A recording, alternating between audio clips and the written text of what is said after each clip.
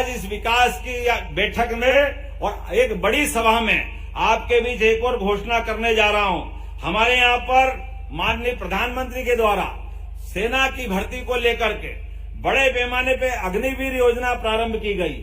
उस अग्निवीर योजना के माध्यम से हमारे अपने देश की सेना को एक तरह से युवा बना दिया गया। काल के प्रवाह में बहुत सारे प्रकार के षड्यंत्रों के आधार पर आप अंदाज लगा लो, आप कभी कल्पना कर सकते हो क्या?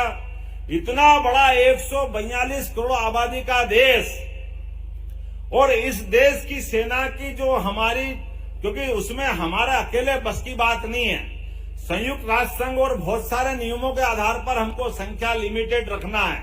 तो केवल थल सेना, जल सेना, वायु सेना सब मिला करके इनकी संख्या अगर आपको मालूम हो तो मैं आपको बताना चाहूंगा, अगर नई जानकारी हो तो केवल 13.5 लाख इनकी संख्या है।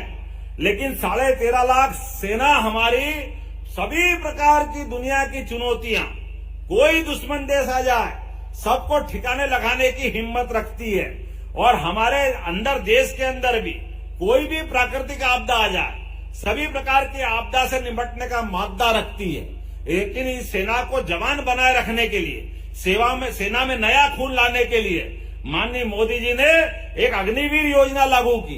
उस अग्निवीर योजना में अकेले आपके यहाँ मध्य प्रदेश से ही 2,37,000 युवाओं ने अग्निवीर के लिए आवेदन किया था।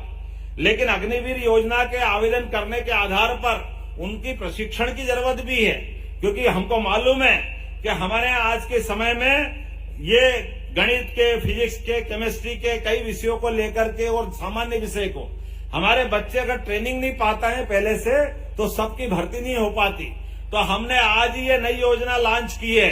अब लगभग प्रति बैच में 360 घंटे का निःशुल्क प्रशिक्षण मध्य प्रदेश सरकार चालू करने जा रही है, जिसको आज घोषणा कर रहा हूं। वो सारा पैसा सरकार उठाएगी, हमारे बच्चे निःशुल्क कोचिंग क्लासेस ज्वाइन करेंगे।